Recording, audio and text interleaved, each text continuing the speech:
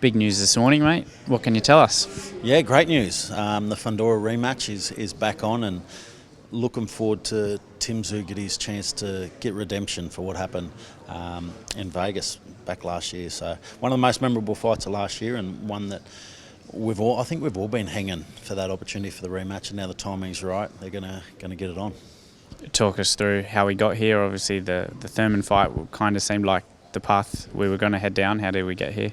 Yeah, well, I think we talked about it a little bit leading into that that last fight with Joey Spencer. Was that we wanted an easy fight for him to get his rhythm back, and he wanted the tough fight. So Joey Spencer's a world-rated guy. What he did to Joey Spencer let everyone know that Tim Tszyu is back and ready to be at the top again. So with the timing of Fundora just having his fight, it was a perfect time for them to have a rematch. They're both ready. They both pulled up really good from their previous fights, and both want that opportunity to have the rematch too. I know Fundora is really keen to get that rematch as well, given the amount of talk around that Tim Tszyu was headed towards a victory prior to the cut. There'll be no excuses of a waterfall gushing cut in this fight.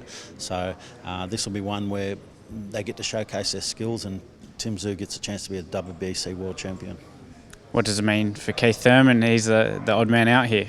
No, well, Keith is still a guy that we'd love to work with. Keith was fantastic here in Australia. Australia loved him. Australia hated him. That's what you want from our international opponents when they're coming in, whether it's love or hate. I love the way that he promotes a fight. I love what he did in the ring.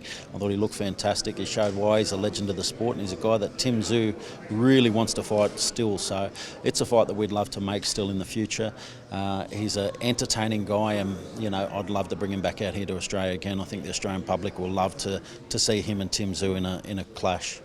Fundora was obviously ordered to face Xander Zayas. How did you guys navigate that situation? Yeah, well, given that these two have got unfinished business still and the timing's right, Xander Zayas gets opportunity to fight for the WBO vacant world title now. He gets to fight for the vacant world title, and congratulations to him. I think he's a great talent in the division as well, so he gets a chance to win that belt. I think it's a belt that Tim would love to probably earn back in the future again as well too. So that's it. It's interesting. It just opens up the division even more so. We've already talked about the amount of talent that's in this division, the amount of great fights that are in this division. That just opens up another opportunity. But right now, the complete focus is on Sebastian Fundora, because he's a hell of a fighter. He's probably the most difficult fighter in the division. There's not many people built like that in general, let alone that can fight at 154 and be as good as he is. So really tough fight for Tim, and one that we're heavily focused on getting through before what comes next. How close are you to locking in a date and location, and what are the options there? Yeah, very close. I think it'll look around that late July, August sort of time, most likely over there. So we'll hopefully have something very soon to be able to announce. As soon as we can, it'll be great, because we want to get as many Australian travelling fans as we can too. I know Tim's got a great support base. We've had great support in the past, and I know that we'll need it. If we're travelling into someone else's backyard, it's always good having a strong, vocal Aussie contingent there to help get our boys over the line. What do you think Tim can do with a full camp against Fundora? Oh, it's scary to think, because what he did on a week's notice last time, I think he was headed one way, and that was towards a stoppage victory, and he did that off a week's camp.